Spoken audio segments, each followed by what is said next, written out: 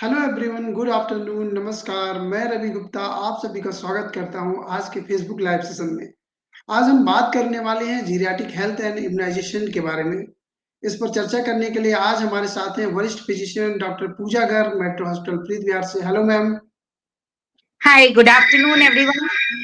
I ma'am am मेरा Dr. आप Pooja Garg, consultant medicine at Metro Heart Hospital, Preet Vihar. Okay ma'am. Ma'am मेरा पहला question आपसे, ma'am can you explain the importance of immunisation for seniors? Yes, definitely. हम लोग सभी जानते हैं कि जो जैसे जैसे उम्र बढ़ती है ऐसे ऐसे बीमारियां या परेशानियां इंसान को घेर लेती हैं। अब जिस तरह से औसतन एवरेज एज जो लाइफ की है वो जिस तरह से बढ़ रही है, अप्रोक्सीमेटली 8.5 से 9% सीनियर सिटीजन या वरिष्ठ नागरिक हैं इंडिया में। और जिस तरह से एवरेज लाइफ एक्सपेक्टेंसी बढ़ रही है, उम्मीद है कि ये उम्र तकरीबन 17 से 20% लोग हमारे पास एल्डरली होंगे या हर छठा पेशेंट एल्डरली होगा आने वाले 25 सालों में। सो हम सब एज फिजिशियंस और आप सब एज सिटीजन्स ध्यान रखें कि हम अपने एल्डरली एज ग्रुप को किस तरह से ज्यादा फिजिकली एक्टिव रखें, किस तरह ज्यादा से ज्यादा बीमारियों से दूर रखें, ताकि उनका अच्छा वक्त परिवार के साथ बीत सके और अस्पताल में कम से कम वक्त बीते। तो इसके लिए हम बात करते हैं, कुछ ऐसी बीमारियां हैं बुढ़ापे की जिनको हम वैक्सीनेशन से बचा सकते हैं, यानी टीकाकरण से हम उन बीमारियों से अपने मरीजों को दूर रख सकते हैं।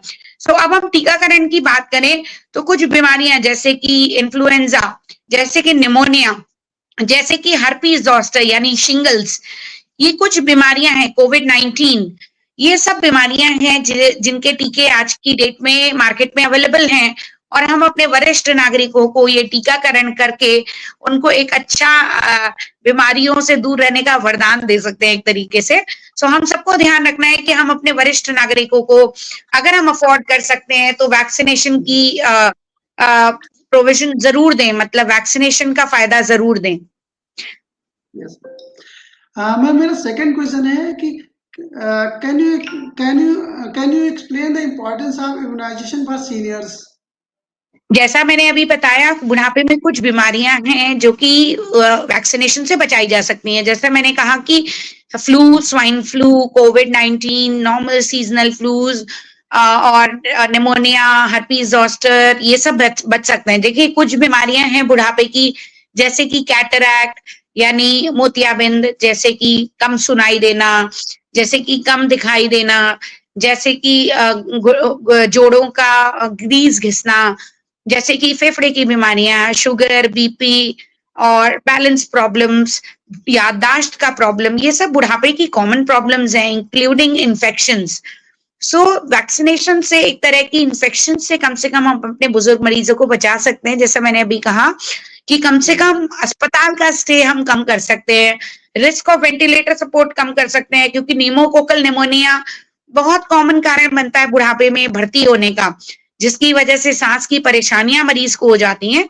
क्योंकि इसका टीकाकरण मार्केट में बहुत सस्ते दामों पे उपलब्ध है, तो हमें अपने मरीजों को जरूर काउंसिल करना चाहिए कि हम इसका टीकाकरण मरीजों का करें। जिस तरह से कोविड-19 का टीकाकरण सरकार ने खूब मोटिवेट करके कराया, फ्लू का, निमोनिया का और हर्पीज ज़ोस्टर का टीका हम क्लिनिशियंस अपने मरीज को काउंसलिंग करके जरूर एंकरेज करें कि वो अपना ये टीकाकरण जरूर कराएं। तो वैक्सीनेशन की इंपॉर्टेंस ये है कि मरीज कम से कम बीमार पड़ेगा, अस्पताल के बिल कम से कम भरने पड़ेंगे, मरीज को स्वस्थ रहेगा तो खुशनुमा भी रहेगा, क्योंकि मेंटल हेल्थ भी फिजिकल हेल्थ से ही डिटरमाइन होती है। तो इंसान खुश तभी रह सकता है जब फिजिकली ठीक है।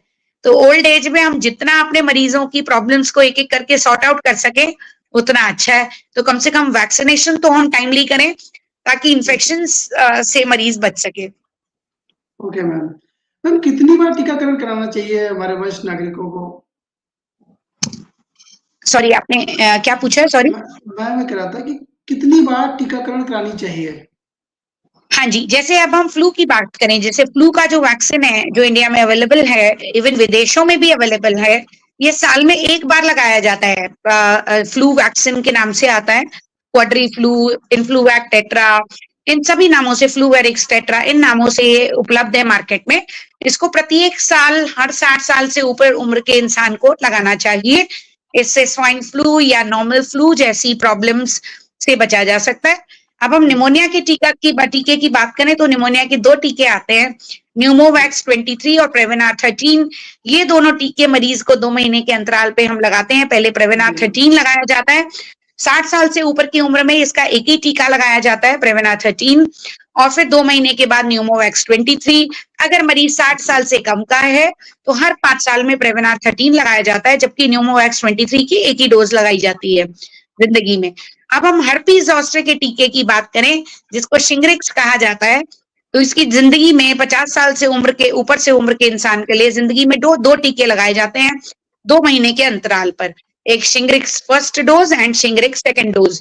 तो इस तरह का टीकाकरण किया जाता है हमारे अडल्ट्स के लिए। रही कोविड की वैक्सीन की बात, सरकार ने काफी हद तक एंकरेज करके कोविड का टीका लगवाई दिया है। नेक्स्ट कोविड का टीका जब भी आता है तो हमारे वरिष्ठ नागरिकों को कोविड का टीका भी लगवा लेना चाहिए। तो इस तरह के टीके हमारे एल्डरली एज ग्रुप के लिए अवेलेबल हैं। एक टीडैप का नाम का टीका आता है जिसको बूस्ट्रिक्स के नाम से कहते हैं। ये डिप्थीरिया, टेटनस और पर्टूसिस से बचाता है। ये टीका 10 साल में एक बार लगाया जाता है। तो 60 साल से ऊपर की उम्र के इंसान के लिए, जैसा मैंने कहा, 4 टीके हैं, flu vaccine, pneumonia vaccine, herpes zoster की यानी शिंगल्स वैक्सीन, और चौथी बूस्ट्रिक्स यानी टीडैप के नाम से वैक्सीन आती है, हर 10 साल में ये लगाई जाती है। तो ये टीकाकरण हमारे एल्डरली एज ग्रुप के लिए अवेलेबल है। मैम, क्या उम्र के साथ-साथ उम्र से रिलेटेड कुछ जो बीमारियां हैं उसको रोकने में मदद करती है जो हमारी वैक्सीन है? सर्टेन जी, एज रिलेटेड वैक्सीन डिजीज। या उम्र के साथ साथ शरीर की इम्यूनिटी कम हो जाती है, यानी किसी भी इन्फेक्शन से लड़ने की क्षमता कम हो जाती है, किसी भी इन्फेक्शन से बाउंस बैक करने की क्षमता कम हो जाती है। तो हमें चाहिए जो इम्यूनिटी हम प्रदान कर सकते हैं वैक्सीनेशन से, वो तो अपने मरीजों को इम्यूनिटी दें, ताकि वो इन्फेक्शन या तो हो ना, अगर है भी तो उसकी सिवियरिटी बहुत कम हो, यानी ज्यादा जानलेवा इन्फेक्शन ना हो। तो उससे पेशेंट की कम से कम इन्फेक्शन से लड़ने की क्षमता को हम बढ़ा करके इन सब इन्फेक्शन से रिकवरी को बहुत फास्ट किया जा सकता है या सिवियरिटी को कम किया जा सकता है, ऐसे देखा जाए तो। उम्र के साथ, जैसे मैंने कहा, बढ़ती उम्र के साथ और भी प्रॉब्लम्स हैं, जैसे कि आंखों की क्षमता, दिखाई देना कम होना, जिसको कैटरैक्ट या मोतियाबिंद भी कहते हैं, उसका भी आज की डेट में इलाज है। अच्छा लेजर ऑपरेशन अवेलेबल हैं। सुनाई कम दे रहा है तो अच्छी हियरिंग एड्स अवेलेबल हैं। इन्फेक्शन से बचने के लिए वैक्सीन अवेलेबल हैं। बैलेंसिंग प्रॉब्लम है तो उसके लिए फिजियोथेरेपी, रिहैबिलिटेशन अवेलेबल है। याददाश्त कम होने के लिए काफी अच्छी दवाइयां अवेलेबल हैं। घुटने के ग्रीस घिस जाए तो आजकल घुटने की ग्रीस बढ़ाने की दवाइयां या घुटने के रिप्लेसमेंट्स आराम से किए जा सकते हैं। डायबिटीज और ब्लड प्रेशर, जैसे जैसे उम्र बढ़ती है ये सब बीमारियों का खतरा भी बढ़ता है, हार्ट प्रॉब्लम्स का खतरा बढ़ता है। तो आजकल डायग्नोसिस और अच्छा अर्ली ट्रीटमेंट सभी कुछ अवेलेबल है मरीजों के लिए। तो वैक्सीन भी इनमें से एक तरह की सुविधा है जो हम अपने मरीज को दे सकते हैं ताकि वो फिट रहे। Okay ma'am.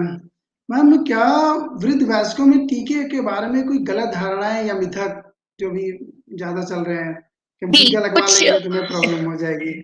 कुछ बुजुर्ग ऐसा मानते हैं कि टीका लगवाने से हमें कोई गंभीर प्रॉब्लम्स ना हो जाए, पर ऐसा नहीं है। जो बीमारियों की गंभीरता है वो टीके की साइड इफेक्ट से बहुत बहुत ज्यादा गंभीर है। तो हम उन गंभीरताओं से बचने के लिए मरीज का टीकाकरण करते हैं। टीके से ज्यादा जो टीके वाला साइट है, वैक्सीन की साइट है, वहां पे रेडनेस, स्वेलिंग, है ना, ये सब हो सकता है। हल्का मंदा फीवर, बॉडी में दर्दें, थकान, ये सब 24 घंटे से 48 घंटे तक मरीज को महसूस हो सकती हैं, पर ये सेल्फ रिजॉल्व कर जाती हैं। ये इतनी मामूली होती हैं कि ये खुद सेटल हो जाती हैं।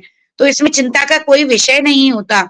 ये जो फीवर है ये अपने आप में ये दर्शाता है कि अंदर बॉडी के अंदर एक्टिव इम्यूनिटी बन रही है, इसलिए हल्का फुल्का फीवर वैक्सीन के बाद कॉमन है। जैसा कि बच्चों में भी जब हम टीकाकरण करते हैं तो हल्का सा बुखार आता है, तो इसी तरह से वरिष्ठ नागरिकों में और कोई मेजर साइड इफेक्ट इन टीकों का नहीं है, अनटिल अनलेस किसी बुजुर्ग को कोई ऐसी बीमारी है जिसमें टीका कॉन्ट्राइंडिकेटेड है, तो ऑब्वियसली फिर डॉक्टर भी उसमें सलाह नहीं देगा। अगर डॉक्टरी सलाह से वैक्सीन आप लगवा रहे हैं या वैक्सीन के बारे में आपको सलाह दी गई है तो डेफिनेटली आप सेफली वैक्सीन को लगवा सकते हैं।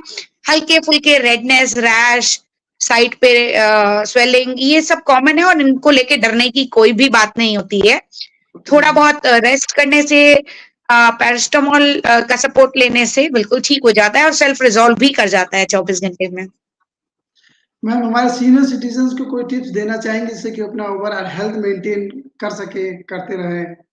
डेफिनेटली मैं अपने वरिष्ठ नागरिकों के लिए एक ही चीज कहना चाहूंगी, स्वस्थ रहें, फिट रहें, बिकॉज स्वस्थ रहने से डेफिनेटली फैमिली के ऊपर बर्डन नहीं लगता, फाइनेंशियल बर्डन नहीं लगता, और सबसे बड़ी बात है आपका खुद का मेंटल बर्डन नहीं होता कि नहीं मैं अस्वस्थ हूँ तो मेंटली चिड़चिड़ापन और ये सब नहीं आता। सो उस चीज के लिए अच्छा बहुत जरूरी है अच्छा खान पान, यानी अच्छी डाइट लें, मतलब हाई फाइबर डाइट लें जिसमें खूब सारा फाइबर है डाइट में, सैलेड्स, फ्रूट्स, ओट्स, पानी का इनटेक अच्छा करें, रेगुलर फिजिकल एक्टिविटी करें यानी एरोबिक एक्सरसाइजेस करें, मसल स्ट्रेंथनिंग एक्सरसाइज करें यानी अपनी मांसपेशियों को स्ट्रांग रखने वाली एक्सरसाइजेस करें, घुटने के लिए नी स्ट्रेंथनिंग एक्सरसाइजेस करें, क्वाड्रिसेप्स मसल होती है उसको स्ट्रेंथन करने की एक्सरसाइज सीखें और करें। ये सब चीजें बहुत जरूरी हैं, ये सीखना कि भाई हम कौन सी एक्सरसाइजेस करें ताकि हम फिट रहें, और इसके साथ साथ बैलेंसिंग सीखें ताकि हम कम से कम गिरे, यानी बैलेंस हमारी बॉडी का बना रहे ताकि बैलेंस बिगड़ने की वजह से गिरे नहीं, ये बहुत जरूरी है बिकॉज ओल्ड एज में गिरने से हड्डी टूटने का रिस्क भी रहता है, तो हमें अपनी हड्डियों को मजबूत रखना है। और मजबूत कैसे होंगी हड्डियां? एक्सरसाइज, व्यायाम, रेगुलर व्यायाम करने से, एडिक्वेट रेस्ट लेने से, यानी नींद भी संतुलित होनी चाहिए, और रेगुलरली अपने फिजिशियन से मिलें, अप टू डेट वैक्सीनेशन रखें, अप टू डेट अपने फिजिकल हेल्थ को इवेलुएट करवाते रहें टाइम टू टाइम, ताकि शुगर, बीपी, हार्ट सभी चीजों का ध्यान दवाई द्वारा रखा जा सके और आपकी हेल्थ का ध्यान रखा जा सके। इसी तरह से ब्लैडर कंट्रोल की प्रॉब्लम्स होती हैं, पेशाब रुक नहीं पाता या पेशाब में अचानक रुकावट आ जाना, ये सब भी ओल्ड एज के साथ होता है, इसके लिए आप यूरोलॉजिस्ट से टाइम टू टाइम मिले। सो बेसिकली अवेयरनेस बहुत जरूरी है कि हमारे बुजुर्ग मरीज हम लोगों को अप्रोच करें ताकि बिल्कुल हेल्दी रहे और खुद खुशनुमा रहें। थैंक यू मैम, अपने बिजी शेड्यूल से हमें टाइम निकालने के लिए मैम, थैंक यू। आशा करता हूँ थैंक यू। आप सभी को आज आशा करता हूँ आप सभी को आज का लाइव सेशन पसंद आया होगा, आपको काफी हेल्प मिला होगा। अगर आपके भी कोई क्वेश्चंस या डाउट है तो आप हमारे कमेंट सेक्शन में अपने क्वेश्चन छोड़ सकते हैं, जिसका हम अपने एक्सपर्ट से जवाब लेके आप तक पहुंचाने की कोशिश करेंगे। Thank you so thank much, you so thank you much, ma'am. Thank you.